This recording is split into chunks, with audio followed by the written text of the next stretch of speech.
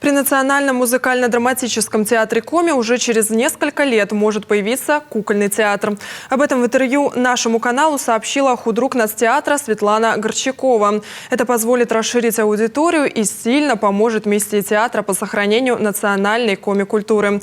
В ближайшие годы планируется обучить сразу несколько специалистов. Одобрение регионального Минкульта уже есть. Теперь дело за их федеральными коллегами. Молодых людей, которые школу сейчас будут заканчивать, мы их будем принимать, если, как говорится, все будет, дай Бог, все будет хорошо.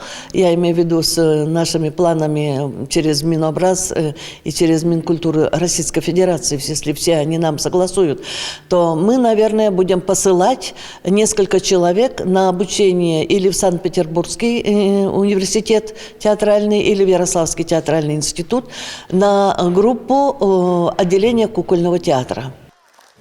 В северной столице, к слову, готовят и актеров, и режиссеров кукольного театра. Как отметила Светлана Горчакова, общественное движение «Коми-Войтер» не раз отмечало в резолюциях о необходимости создания театра для детей в республике, чтобы они с самого малого возраста слышали родной коми-язык.